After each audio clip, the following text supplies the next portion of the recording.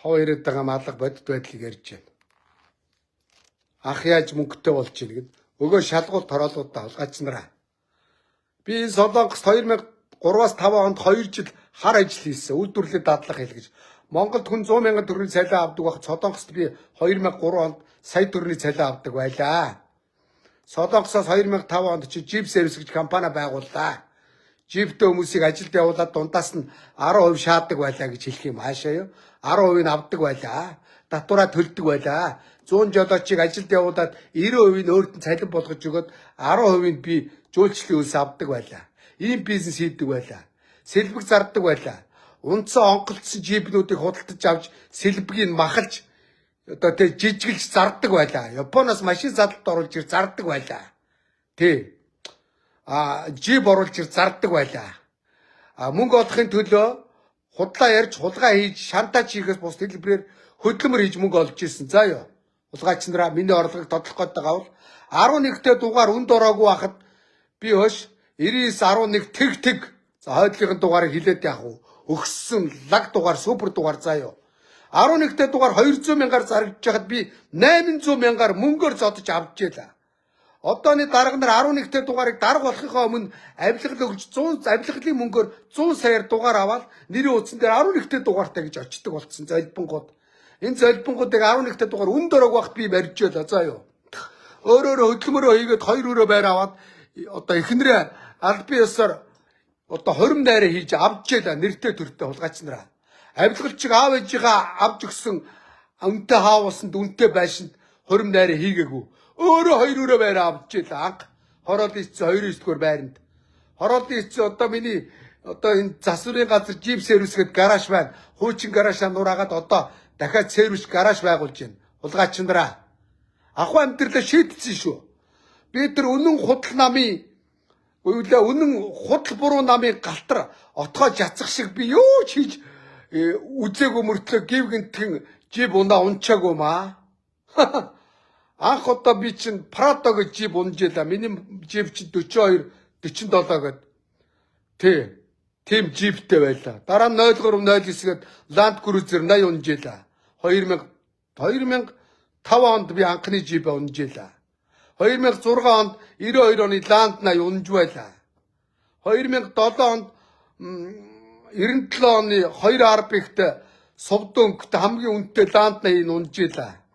Японоос 2008 онд яваад би цагаан өнгөтэй 2 RP-т Супер 0123 гээд Land Cruiser 80 машин оруулж ирж унж байлаа. 2008 онд би хар Америкаас орж ирсэн Чойшин гялгар цаасан задлаагүй шин 100 Land Cruiser 100 авч унж байлаа. 2008 онд Hit Motors компани 5 богд мөнгө хадаа сургаггүй байхад би анхных нь Land 200 авч унж байлаа. Дээр ачаатай. V6 мотортой. За 2011 онд би Америкаас орж ирсэн 2011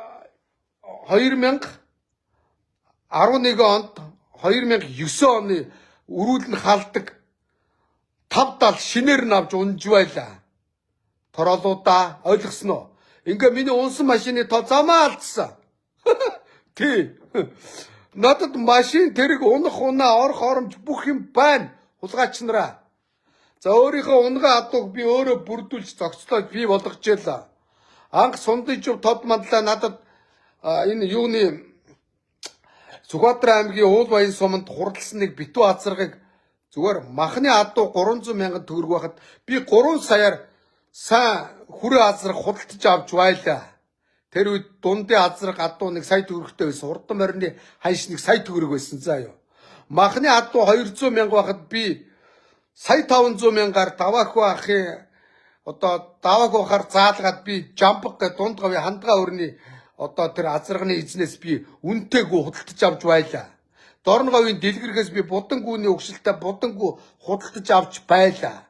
Даваах бахаасаа би Land Cruiser 80 машиныг бүрэн тонголж өгөө төөрхий надад баярлаа гэж гүгсэн юм л да. Бийлгэнд би ахта баярлаад хариуд нь мөнгөөр үнэлэгдэшгүй машин тэргийг гоё тонголж өгч байлаа. Тэр үед одоо надад бас л нэг 5-6 саяар зарагдахгүй бэлгэлж байлаа. Энэ мэдлэнгээр би адуутай болсон юм аа. Одоо миний захын адуунаас нэг унаг зарахад би нэг 10 саяар өгнө. За юу ойлгосноо? Улгаач нараа тороолуудаа миний хөрөнгийг тоолох гэдэг авилгалчдын хулгай хийсэн хөрөнгийг тоолж авилгалтай тэмцэлт авчиж шалга бол. За тэгээ Эрдэнэт өдрөд нам 12 онд ядаад би бас төлөөлөгчийн газрын хурган дарга болж ялаа. Хөрөнгө орлогоо мэдүүлж ялаа. Анхны тэр чулуун тэр хаш хөөрг мөргийг чинь моринд орохдоо бас нэг хүнтэй хөөргөлөхөд гой хөөргөтэй байгээд том цагаан хаш хөөрг, жижиг хаш хөөрг, шөрөө хөөргийг чи авч байлаа. Улгаач нараа тэр чулуу надад yoolсороо байна. Ойлгосон уу? Зарим нь их хуцах юм уу бааснууд? Юу ч гуйлах чи аятаа, Зарим нь юу ч болоогүй мөртлөө амьдрал юу ч зэрэг явж үзээгүй мөртлөө давгаа өгдөд дагуулсан авилгалын мөнгөөр далаа ирэг дээр шааж байгаа үстэй. Авгаагаа дагуулад альсан Америк руу чи ахад явж үзээд тэр Майами арал дээр чи гэртчээлээ шүү дээ би. Тэглээгээ би нэг зураг хөрөг оруулж ин ядарсан нийгэмд ядарсан монголчуудаа баярхаад явах уу гэд гүн далаа шиг ямар баярхаад яваад ах уу. Надад тийм амбиц совест байхгүй. Алсын Америкт чи би анх удаа 2008 онд визэнд ороод Лас Вегаст очиод Лас Вегасын казинод би тоглож явлаа. Хоёрдугаар 2011 онд Америкийн визэнд ороход надад шууд 10 жилийн виз олгожээ. 11 онд Атланта Ситид очиод CNN-ийг мангар том байшин байд юм байлаа. Очиж үзчихээ. Хөдөө аж үзэглэн худалдаанд оролцож байлаа. Өөрхий талигаж болцсон юм а Бандан Батаа гэд гавьяат одоо Монголын хамгийн олон малтай Бандан Батаагтай цуг явж байсан заа юу. Тэгэд Америкт очиход одоо нохооны гамбат нохоо үржүүлдэг байсан манай морины гам ботод манлаа дааг танилцж тэнд уцаар ярьж байлаа. 11 онд би Чикагогийн Индианогийн казинод манай ах казинод орцсон. Би сар казинод би судалгаа хийж ахыг 10 жил Америкт очиод ирья байя чадахгүй хамаатныхаа ахыг Америкаас авчирч байлаа. Тэр болгоно би гайхуулаад яриад ах юм уу? Улгаач нараа хүний очих гэж чадахгүй газар чи би айл хэдий хөл тавьчихсан.